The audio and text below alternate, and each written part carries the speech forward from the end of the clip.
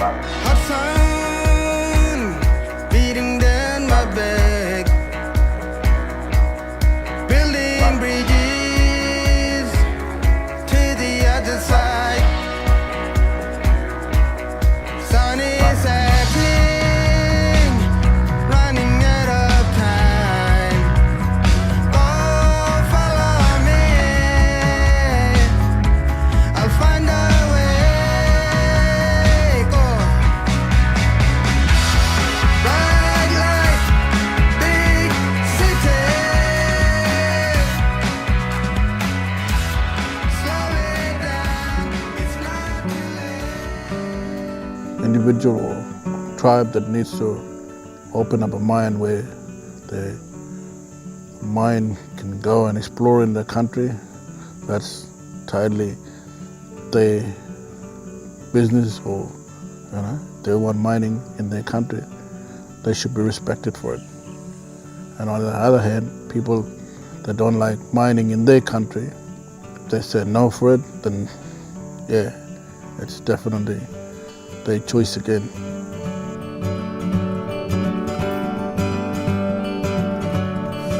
Education's the key.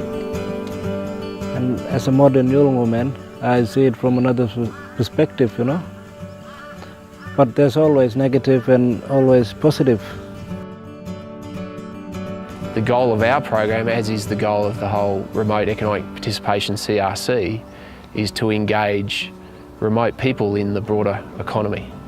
Mining base in remote Australia represents about 60% of total operations across Australia. So often mining is one of the key industries that exists in remote Australia, which can provide benefits to people, hopefully over the long term. The idea of this toolkit that we've produced for remote communities is to provide them with some guidance, how communities can engage with the mining sector to ensure they receive enduring benefits through time.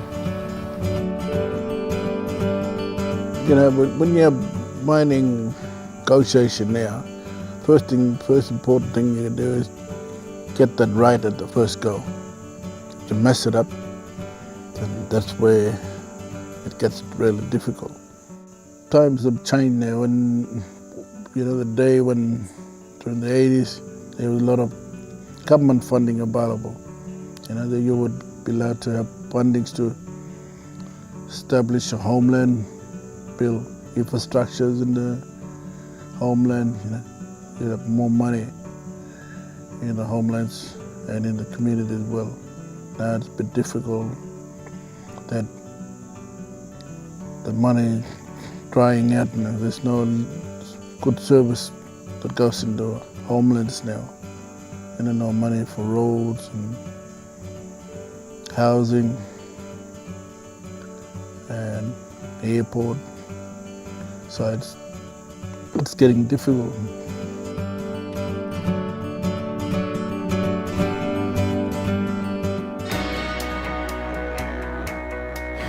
More opportunities for Indigenous people, especially younger generations that are going to come through, and creating jobs for them, future generations as well, and being sustainable in how we, in our lives as well, but also having opportunities for your here in Ireland.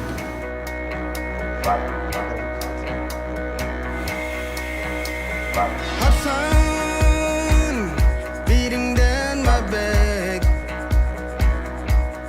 building bridges. The reason we started up this organization was to get away from the welfare kind of concept, the handouts, and just to get our people trained and be on the job and be on our books.